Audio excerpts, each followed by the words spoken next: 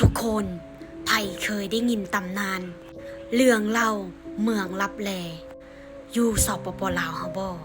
และบ้านนี้คือมีจริงอยู่ประเทศลาวเฮาเด้อทุกคนเด้อชื่อบ้านนากระเติบเมืองคุณคำแขวงคำม่วนก่อนจะไปฟังเรื่องเล่ากันนั้นฝากกดไลค์กดแชร์กดติดตามเพื่อให้หลายๆคนได้เห็นเรื่องเล่าหรือบ้านที่มีจริงตัวนี้นำกันเด้อเดี๋ยวให้เบิ่งบ้านคร่าวๆกันเนาะทุกคนเนาะและนี่คือทางเข้าบ้านนะทุกคนซึ่งบ้านแห่งนี้ตั้งอยู่ในหุบผาอยู่ระหว่างกลางที่มีผาอ้อมรอบณทุกๆด้านและมีทางเข้าทางออกทางเดียวเท่านั้นซึ่งผู้เฒ่าผู้แก่จะบอกว่าหมู่บ้านนี้เป็นหมู่บ้านบังบดคนที่มีศีลธรรมคนที่มีบุญเท่านั้นจึงเข้าไปฮอดไปถึงนะทุกคนที่สำคัญถ้าผู้ใดเป็นคนบาปคนบ่ดีเข้าไปแล้วคือจะออกบ่ได้จะตุยอยู่บนนั้นเลยเห็นพระพุทธรูปองค์นี้บ่แต่ก่อนนั้นนะทุกคนเมืองนี้บ้านนี้เป็นบ้านเก่า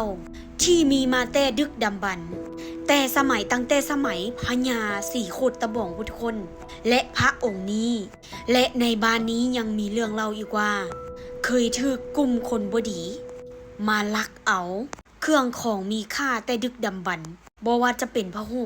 พุทธรูปที่น้อยๆทุกคนและก็ของเก่าของแก่โบราณเพื่อหวังจะเอาไปขายพอเอาออกไปแล้วนะทุกคนเอาออกไปได้นะแต่หุงเซามาก็คือบ่เห็นแล้วและกลับมาเบิ่งอยู่บอนที่เคยเอาปรากฏว่ากลับมาอยู่บอนเก่านะทุกคนและคนพวกนั้นก็เสียชีวิตโดยที่บ่ฮู้สาเหตุเลยหมู่บ้านแห่งนี้จึงเป็นฉายาหมู่บ้านบังบดหรือเมืองลับแลแห่งสปป.ลาวปัจจุบันคือยังมีอยู่เด้อทุกคนเด้อสามารถไปเยี่ยมชมได้อยู่ที่บ้านนากระเติบ